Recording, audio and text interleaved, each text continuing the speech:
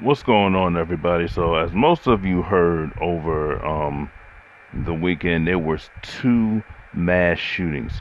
There was one in El Paso, Texas, Saturday morning, and there was another one in Dayton, Ohio, on late Saturday night, early Sunday morning.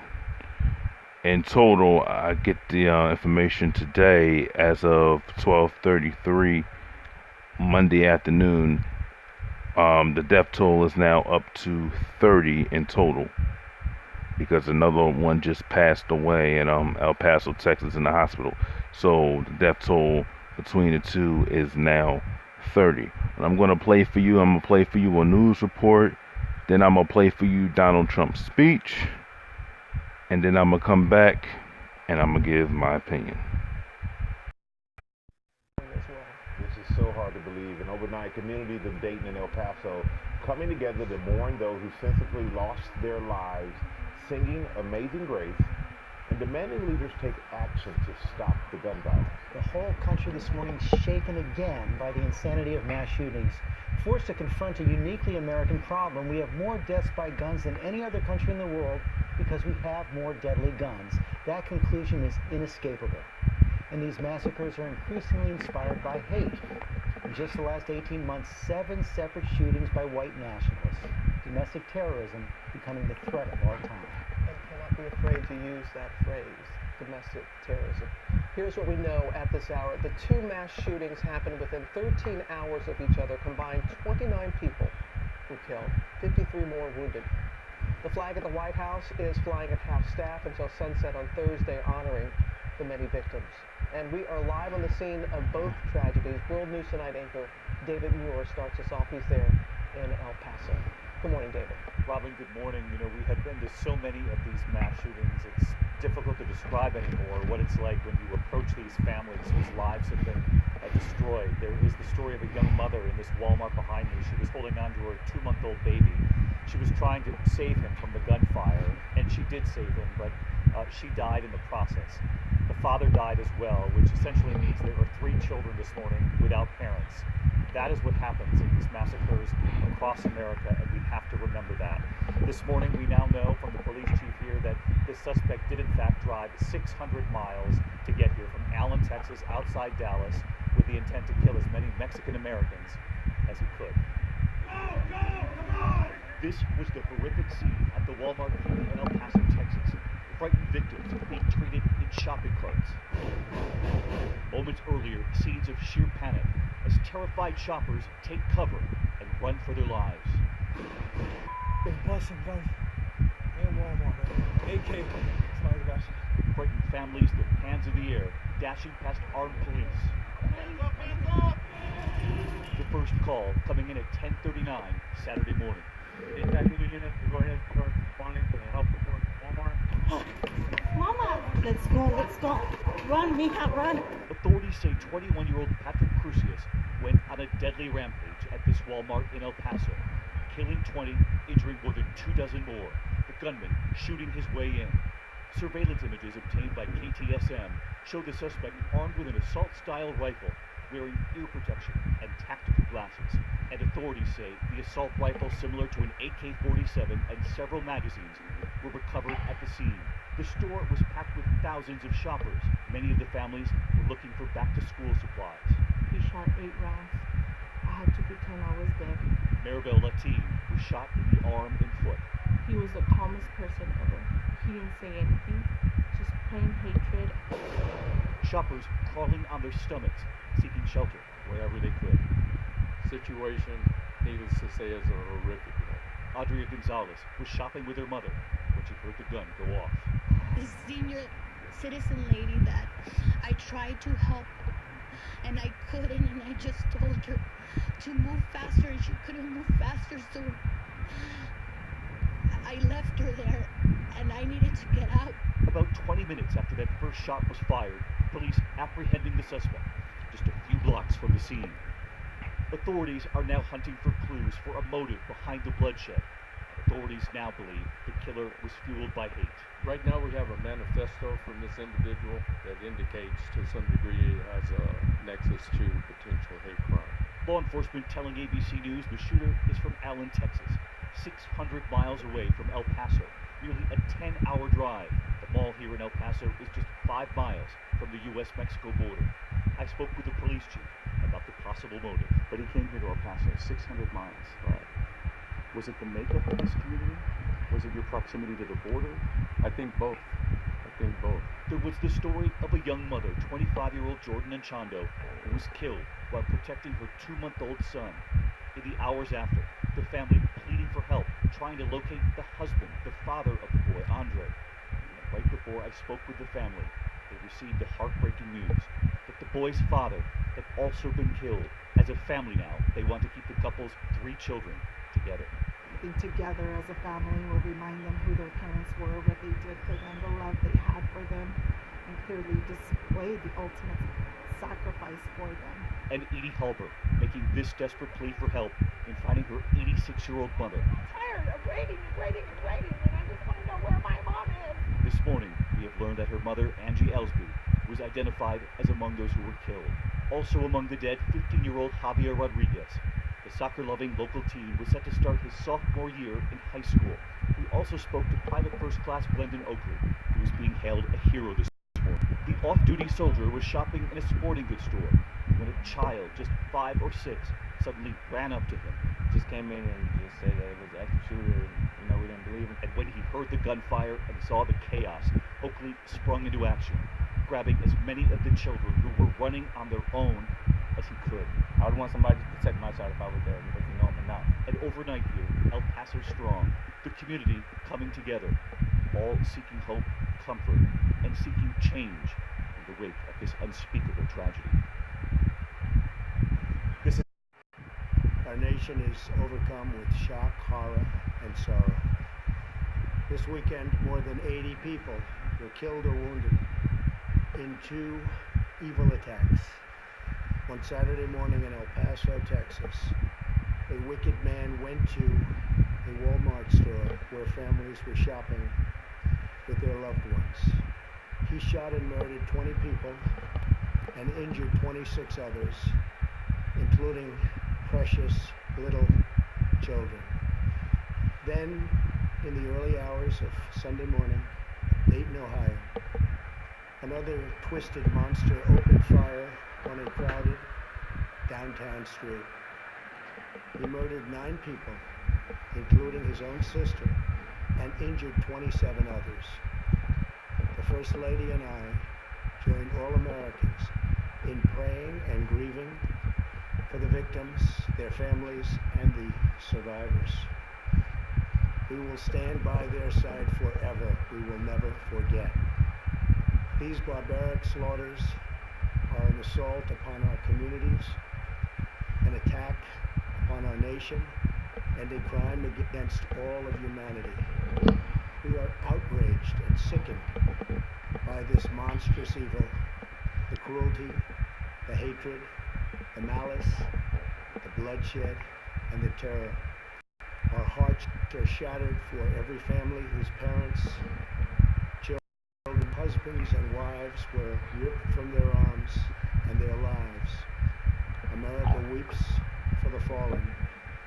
We are a loving nation, and our children are entitled to grow up in a just, peaceful, and loving society. Together, we lock arms to shoulder the grief. We ask God in heaven to ease the anguish of those who suffer, and we vow to act with urgent resolve. I want to thank the many law enforcement personnel who responded to these atrocities with the extraordinary grace and courage of American heroes. I have spoken with Texas Governor Greg Abbott and Ohio Governor Mike DeWine, as well as Mayor DeMargo of El Paso, Texas, and Mayor Nan Whaley of Dayton, Ohio, to express our profound sadness and unfailing support. Today, we also send the condolences of our nation to President Obrador of Mexico and all the people of Mexico for the loss of their citizens in the El Paso shooting. Terrible, terrible thing. I have also been in close contact with Attorney General Barr and FBI Director Wray. Federal authorities are on the ground, and I have directed them to provide any and all assistance required, whatever is needed. The shooter in El Paso posted a manifesto online consumed by racist hate. In one voice, our nation must condemn racism, bigotry, and white supremacy. These sinister ideologies must be defeated. Hate has no place in America. Hatred warps the mind, ravages the heart, and devours the soul. We have asked the FBI to identify all further resources they need to investigate and disrupt hate crimes and domestic terrorism, whatever they need.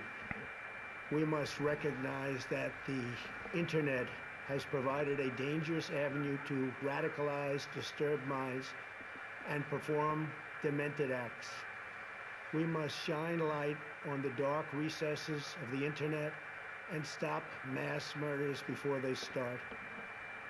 The internet likewise is used for human trafficking, illegal drug distribution, and so many other heinous crimes.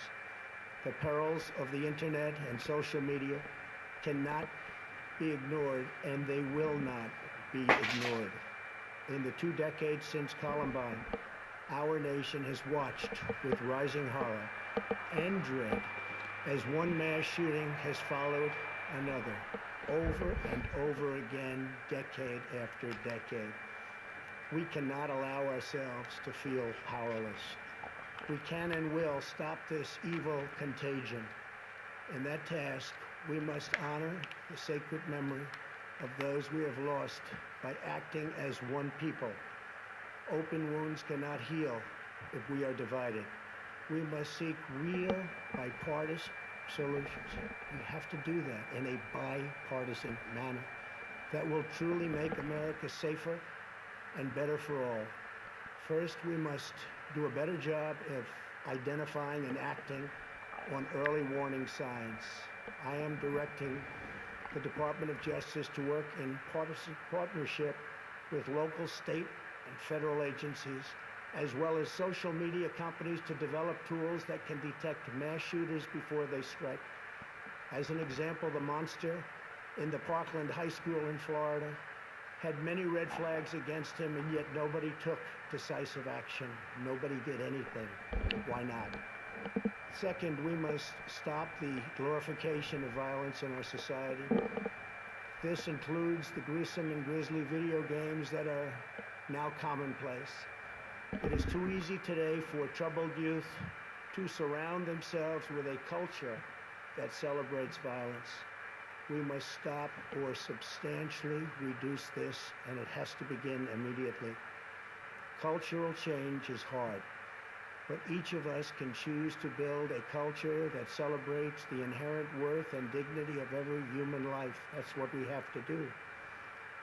Third, we must reform our mental health laws to better identify mentally disturbed individuals who may commit acts of violence, and make sure those people not only get treatment, but when necessary, involuntary confinement. Mental illness and hatred pulls the trigger, not the gun. Fourth, we must make sure that those judged to pose a grave risk to public safety do not have access to firearms, and that if they do, those firearms can be taken through rapid due process. That is why I have called for red flag laws, also known as extreme risk protection orders. Today, I'm also directing the Department of Justice to propose legislation ensuring that those who commit hate crimes and mass murders face the death penalty, and that this capital punishment be delivered quickly, decisively, and without years of needless delay. These are just a few of the areas of cooperation that we can pursue. I am open and ready to listen and discuss all ideas that will actually work and make a very big difference. Republicans and Democrats have proven that we can join together in a bipartisan fashion to address this plague. Last year, we enacted the Stop School Violence and Fix NICS Acts into law, providing grants to improve school safety and strengthening critical background checks for firearm purchases. At my direction, the Department of Justice banned bump stocks. Last year, we prosecuted a record number of firearms offenses. But there is so much more that we have to do. Now is the time to set destructive partisanship aside, so destructive, and find the courage to answer hatred with unity, devotion, and love. Our future is in our control. America will rise to the challenge. We will always have, and we always will, win. The choice is ours, and ours alone. It is not up to mentally ill monsters. It is up to us. If we are able to pass great legislation after all of these years, we will ensure that those who were attacked will not have died in vain. May God bless the memory of those who perished in Toledo. May God protect them. May God protect all of those from Texas to Ohio. May God bless the victims and their families. May God bless America. Thank you very much. Okay, a couple of things. Condolences go out to the families and for the victims of El Paso and the victims of Dayton, Ohio. And then you hear a lot of people I seen on the news this morning saying, "Oh, Trump condemned racism. He condemned white supremacy." Please, let me tell you something. Donald Trump was reading from a teleprompter. Do you actually believe any word that he says that come out of his mouth? That was ridiculous. It was so scripted. It was funny. I mean, come on. See, the problem is you can sit here, you can talk about Mexicans being rapists and killers and murderers, which is BS. You can talk about black and brown people being thugs, going out there, they're dangerous, they go and harm people. You can talk about that, which they don't. And here goes the other thing, because I heard this morning saying, well, what about the crime in the inner cities? What about the inner city crimes? But nobody sits there and does anything about that. Okay, that is confined into one city. They don't go out into other areas and start harming people due to religion, due to race. So I don't want to hear that nonsense. And I have spoken out against that. But that's another video for another time. Because people will sit there, well, what about crimes in the urban community? That's not concerned you. But the same cast of characters that has happened plenty of times. You had the Parkland High School shooting. You had Columbine. You had Aurora. You had Dayton. You had it in Charleston. You had it in Las Vegas. You had it all over the place. You had it in the California Festival. You have all of these mass shootings, and they're all done by the same cast of characters. The same cast of characters. But you want to sit here and you want to talk about Mexicans are this, Mexicans are that. They're rapists. Oh, well, black people live in, S-hole countries and whatnot. But you don't address the main problem. It's not because of that, because we don't go out there harming mass killings. We don't do that. Okay? Male Caucasian terrorists. That's what it is. Male Caucasian white men, white supremacists going out there killing these people because they are afraid. They are afraid that they're losing their country. They're afraid of diversity. They're so afraid. And then you'll have people that will come up here and say, I didn't kill anybody. Why are you calling all white men? I didn't say all white men. I said white men that are doing the domestic terrorists. That's what it is. Because you don't see no black people doing it. You don't see no Arabs doing it. You don't see no Muslims doing it. You know what the cast of characters are. But if you tell the truth, if you say something about it, you're racist. You hate white folks. You hate white people. You're anti-American.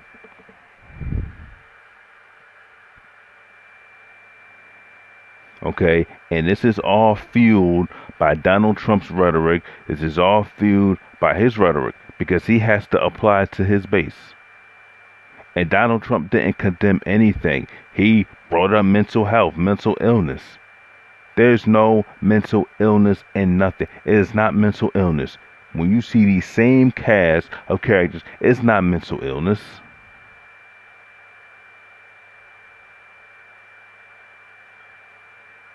Stop it. Let's call it what it is. Most of them that does this is white supremacists.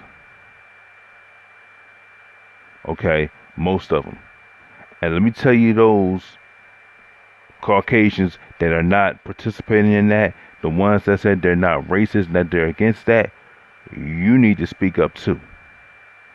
It's about time you sit there and you said something about it. Because I'm going to tell you something. Sooner or later, the world is going to turn against your group. They're going to turn against them. Okay? And then you're going to be the one sitting there saying, well, why are you having this hatred against me? I didn't do anything. I didn't cause it. No, but you have family members. You have aunts, uncles, brothers, mothers, fathers that are like that. But you're going to defend them because they're your family members. Okay? You're not going to call it out.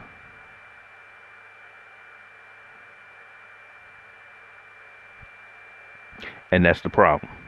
You're not going to call it out.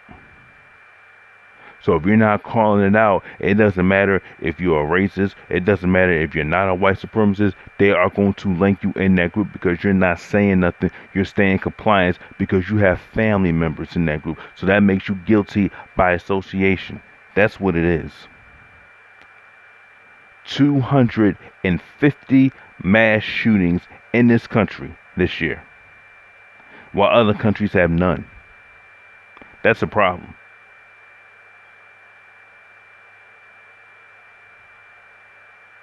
Okay? It's so easy for people to get guns these days. How does this man have an AK-47? How does he get it? You tell me that. How does he get it? I don't have a problem with people having guns, but you shouldn't have AK-47s around there. You shouldn't have that. That's something heard of from a movie.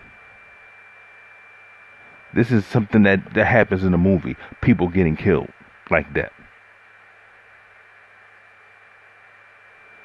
But only thing people say, mental illness. Oh, he's mental illness. Oh, well, Donald Trump said something about white supremacists. Man, he didn't say nothing about white supremacy. That was all a stage act.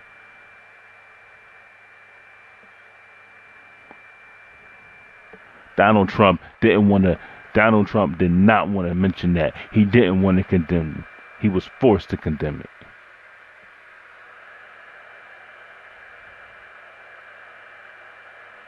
It's ridiculous.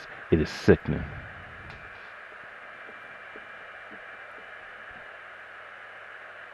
Okay, that you have little children living in fear, that you can't go to Walmart, that you can't go to a grocery store and fear for your life because you have to worry about a domestic terrorist coming out there shooting somebody because they don't like a certain group.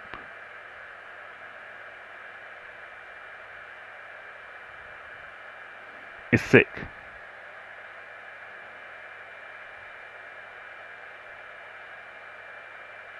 Because that's all right now you're good at doing. You're good at causing destruction and causing death. Because no other group of people go out there and do things like that. You don't see no other group of people doing it. And if it does, it is very, very, very, very rare that they do. But, you know, if you say something about it, you're the problem. You're the racist. You're the hateful person.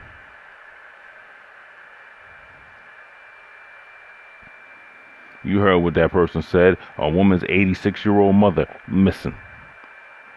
Ended up being killed. You had children killed. You had a family, mother and a father killed, protecting their 2-month-old son. For what?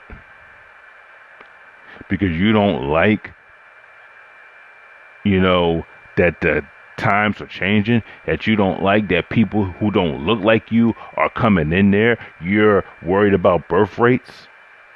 It's going to keep getting better for them. It's going to keep getting diversified. Okay? So you got to get used to it. Okay? There shouldn't even be a trial. He should already be found guilty. He should be put to death. That's what he should be. It shouldn't even be no trial.